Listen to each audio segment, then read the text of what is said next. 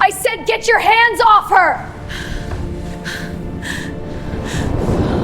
You won't believe what happens when a delivery girl with nothing to lose walks into the lion's den. Soraya Vale was just trying to finish her shift, but she stumbled upon a secret that the city's most dangerous mafia family would kill to keep hidden. As she stands between a bruised, elderly woman and a socialite with a heart of stone, the stakes shift from a simple delivery to a high-stakes life-or-death situation. When the cold and untouchable mafia boss, Ravrik Duvant, walks in, the world stops. Will he believe the woman he's set to marry, or the invisible girl holding his mother's hand? Watch until the very end to see the shocking moment the truth is revealed and a kingpin's emotional armor finally cracks. This is a story of hope for redemption, in the darkest of places. If you love stories where the underdog takes a stand, make sure to hit that like button and subscribe so you never miss a chapter of this cinematic and gritty journey. The iron gates of the Duvant estate groaned with a heavy, ominous weight as Soraya Vale eased her bike up the winding driveway. This was her final drop-off of the night, a medical parcel marked urgent, but the silence of the sprawling grounds felt less like peace and more like a held breath. The doorbell remained dead to her touch, broken or perhaps intentionally silenced, and the heavy oak door stood slightly ajar, as if the house itself were exhaling a secret. Soraya hesitated, her moral compass warring with the extreme paranoia and security she knew these high-level neighborhoods demanded. But the thought of an elderly woman waiting for heart medication pushed her forward. "Hello. Delivery," she called out, her voice swallowed by the vast marble-floored foyer. As she moved deeper into the house, the quiet wealth began to feel oppressive, a rotting core, hidden behind gold leaf and velvet. Then the silence was shattered. A sharp, wet crack, the unmistakable sound of a palm hitting skin, reverberated from a sunroom to her left. It was followed by a whimpering sob that sounded thin and shivering, the cry of someone who had forgotten how to fight back.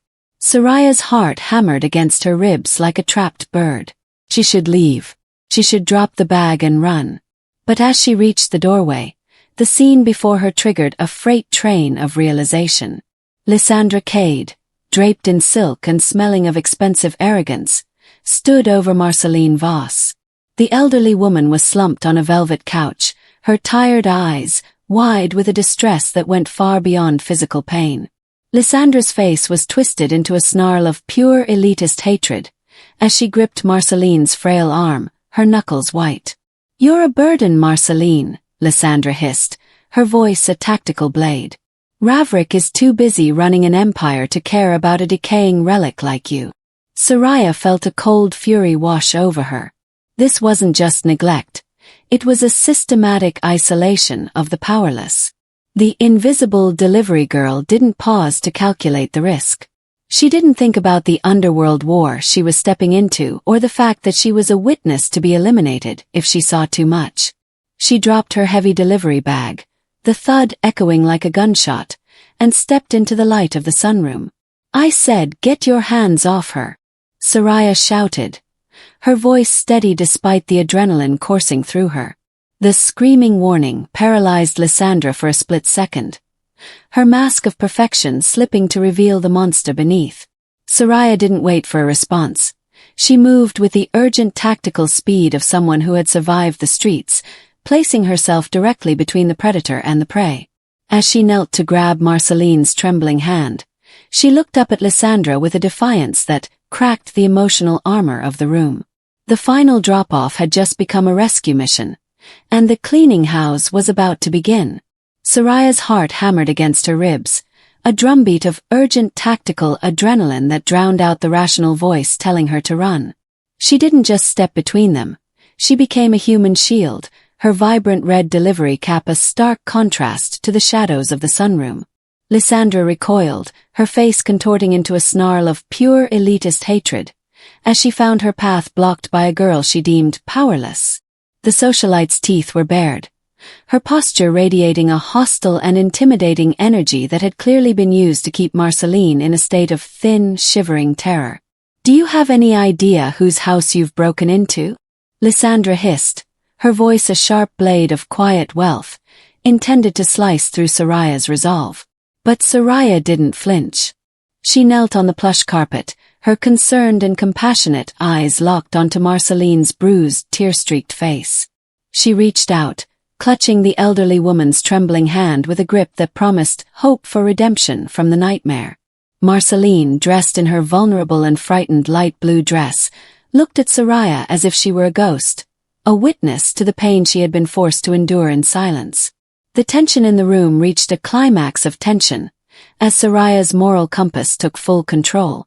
"I don't care if the devil himself lives here," Soraya retorted, her voice echoing with selfless bravery. "You were hurting her. I saw what you did." The accusation hung in the air, thick and cinematic, stripping away Lysandra's mask of the devoted fiancé. Lysandra took a predatory step forward, her hand raised as if to strike the invisible girl who dared to defy her. But Soraya stood her ground, her posture showing a defiant urgency that signaled she wasn't leaving until the victim was safe. The cleaning house had begun, and the cold, untouchable peace of the Duvant estate was shattered forever. The air in the sunroom was thick with a tense, cinematic and gritty energy as the standoff between the delivery girl and the socialite reached a breaking point. Lysandra's hand was still raised, her face a mask of pure elitist hatred, when the heavy double doors at the end of the hall swung open with a slow, deliberate thud. The temperature in the room seemed to drop instantly as Ravrik Duvant, the cold, untouchable mafia kingpin, stepped into the light. He was the Prince of Shadows, a man who had built his kingdom on extreme paranoia and security, yet he was now staring at a scene that defied every law of his household. Ravrik stood frozen, his wide-eyed expression and tense body language betraying a rare moment of genuine shock. His gaze drifted from the thin, shivering form of his mother, Marceline, to the invisible girl in the red cap who was shielding her with selfless bravery. The sight of Soraya holding his mother's hand, a hand he believed was being cared for by his devoted fiancé, triggered a freight train of realizations. Lysandra's transformation was instantaneous. She dropped her hand and let out a rehearsed gasp, her hostile and intimidating posture melting into a lie. "Ravrik, thank God you're here," Lysandra cried, her voice shifting to a frantic pitch as she attempted to spin a web of silk and lies. She pointed a trembling finger at Soraya, claiming the delivery girl had burst in and attacked them both. But Ravrik didn't look at Lysandra. His eyes were fixed on the visible bruises, on Marceline's arm, and the way his mother cringed when Lysandra stepped closer. The cleaning house had begun in a way he never expected, for a man who had forgotten how to trust. The sight of a stranger risking everything for a powerless woman began to crack his emotional armor. The silence that followed was a climax of tension, a heavy, suffocating weight as the mafia boss prepared to decide whose life would be dismantled next. Lysandra's reaction was a masterclass in deception, a web of silk and lies, woven with practiced ease. She rushed toward Ravrik, her face a mask of faux terror as she clutched his arm, her eyes welling with crocodile tears. "Ravrik, thank God. This maniac forced her way in," she sobbed, pointing a manicured finger at Soraya. The air grew tense, cinematic and gritty, as Lysandra doubled down on her fabrication, claiming Soraya had attempted to rob them and had struck Marceline when the elderly woman tried to resist. She painted herself as the devoted protector, spinning a narrative designed to exploit Ravrik's extreme paranoia and security. "She's dangerous, Ravrik. Look at what she did to your mother's arm. I tried to stop her, but she's so aggressive." Soraya stood frozen, her heart hammering against her ribs like a freight train of adrenaline. The sheer audacity of the lie was suffocating. She looked at Ravrik, the cold, untouchable mafia kingpin, and felt the weight of his reliance on fear and power. In this world, the word of a socialite fiancé carried the weight of law, while the word of an invisible delivery girl was worth nothing. Lysandra leaned into Ravrik, her voice a poisonous whisper. "She probably saw the jewelry and thought we were an easy target. She's the one who bruised her, Ravrik. I was only trying to pull her away." It was a methodical attempt to dismantle the truth before it could take root. The climax of tension, hung heavy in the room as Ravrick's gaze shifted to Soraya. He looked at the red delivery cap, the heavy backpack, and the way the girl still held his mother's hand with selfless bravery. Soraya didn't scream or plead. Instead, she met his cold eyes with a steady, defiant gaze that began to crack his emotional armor. "I didn't touch her," Soraya said, her voice a calm anchor in Lysandra's storm of hysterics. "I'm here to deliver the medicine she's been missing for weeks.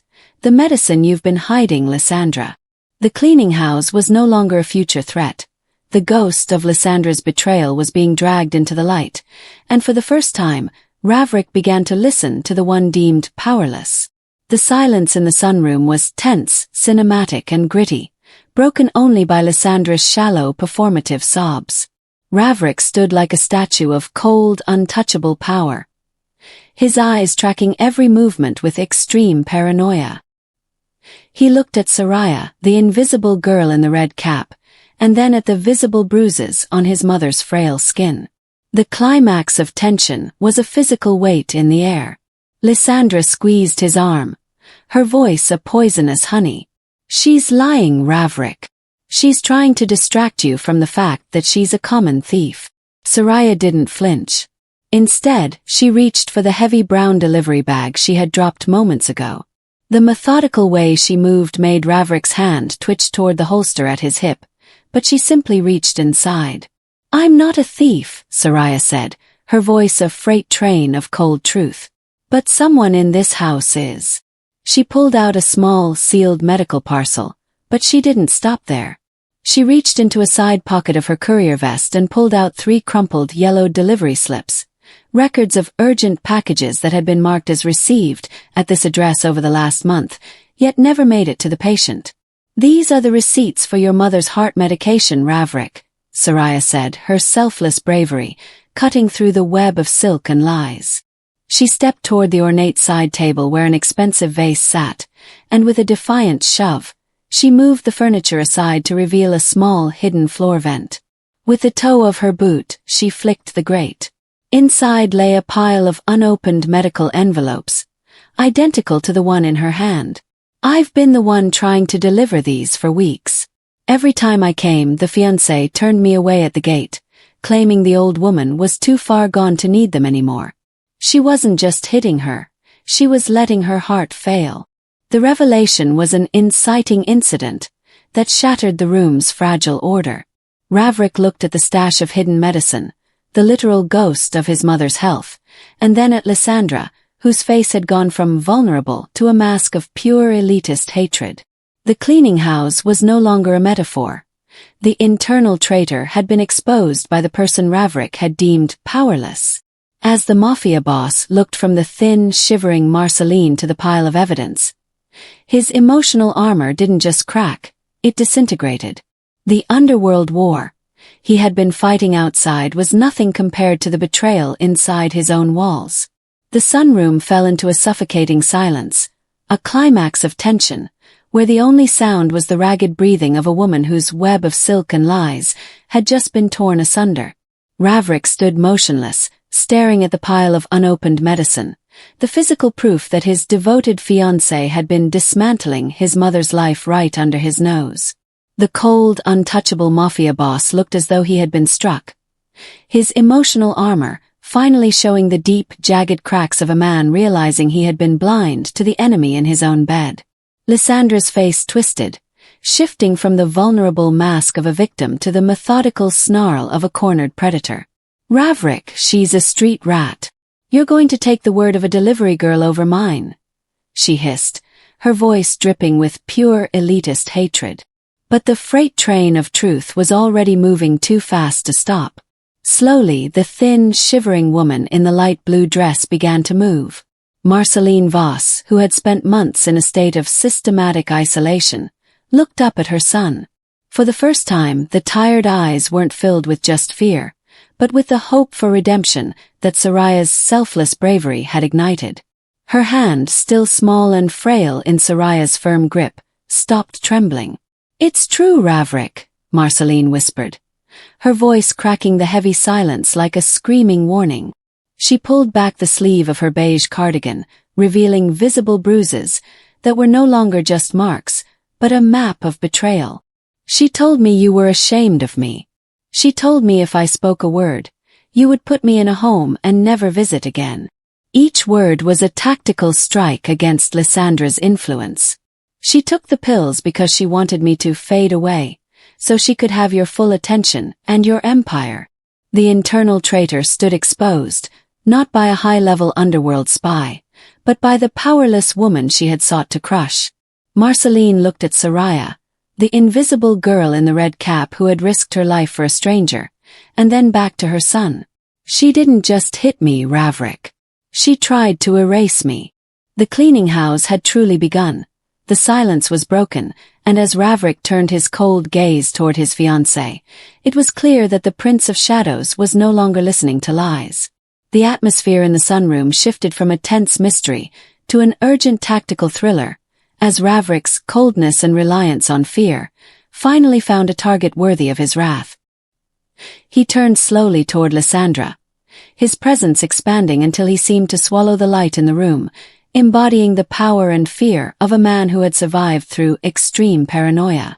For years, he had operated with a methodical and patient hand, but the sight of his mother's visible bruises and the freight train of realizations triggered by Soraya's evidence had stripped away his restraint.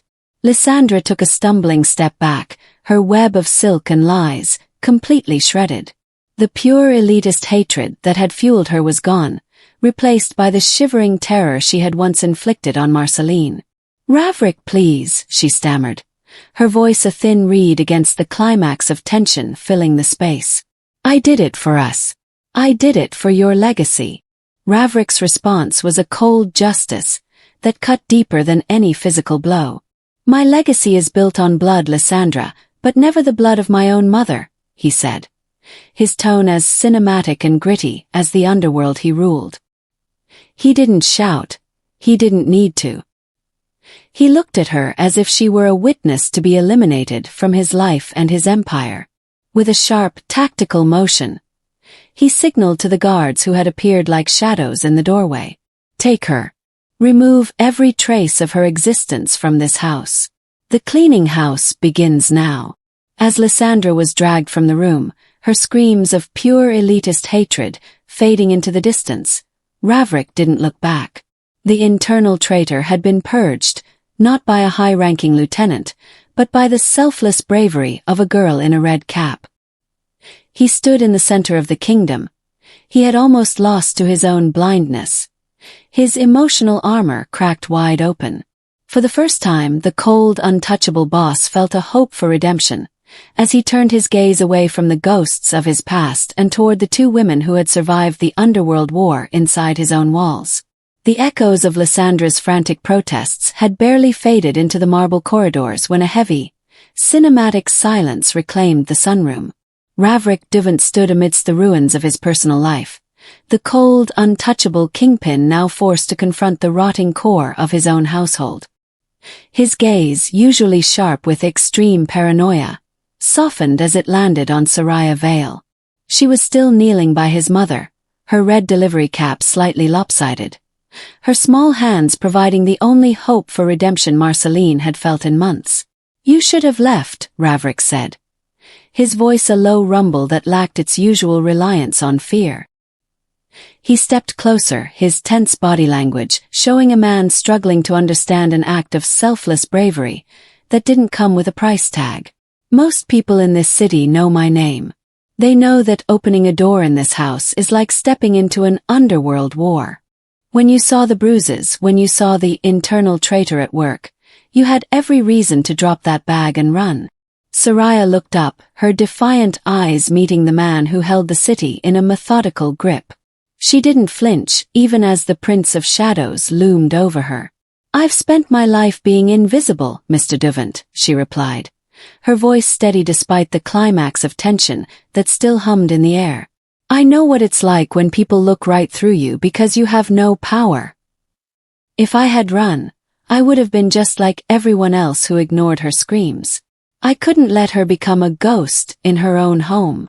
Ravrik felt his emotional armor crack further as he listened to the wisdom from the streets. This girl, a mere courier who lived on the margins of his kingdom, had shown more tactical integrity than his closest allies. She hadn't stayed for a reward. She had stayed because she refused to let the powerless be dismantled by the patient cruelty of the elite. The mafia boss reached out not to intimidate, but to gently help his mother to her feet, his cold nature shifting toward a new, unfamiliar path. He looked at Soraya not as a witness to be eliminated, but as the only person in his circle of traitors who had told him the truth. The transition in the Duvant estate was tense, cinematic, and gritty, as the old ways of reliance on fear and power were dismantled by the presence of a girl in a red cap. Marceline Voss sat in the sunroom, no longer a thin, shivering victim but a woman on a possible path of redemption. Soraya Vale remained by her side, transitioning from a courier to a confidant, who oversaw every detail of the elderly woman's recovery. She personally verified every medical parcel, ensuring that no internal traitor could ever again use systematic isolation as a weapon within these walls. Ravrik Duvant watched from the shadows, his extreme paranoia slowly evolving into a new kind of wisdom from the streets. He had once been a man who forgotten how to trust or listen to the powerless, but Soraya's selfless bravery had forced him to listen to those he once deemed invisible. The climax of tension that had nearly destroyed his family had passed, replaced by a tactical shift in his organization. He began to evaluate his inner circle with a newfound clarity, realizing that true kingdom security came from loyalty, not just fear. Under Soraya's watchful eye, the ghost of Lysandra's cruelty was exorcised from the house. Marceline's health improved as she was finally listened to, her voice no longer shattered by intimidation. This outcome and transformation marked a permanent change in the heart of the Duvant Empire. The cold, untouchable mafia boss had found an unlikely ally in a delivery girl who possessed the hope for redemption he had long since abandoned. As Soraya stood in the kingdom she had helped save, it was clear that the new guard had arrived, not with an arms deal or a threat, but with a simple defiant act of compassion that had cracked the emotional armor of the city's most dangerous man.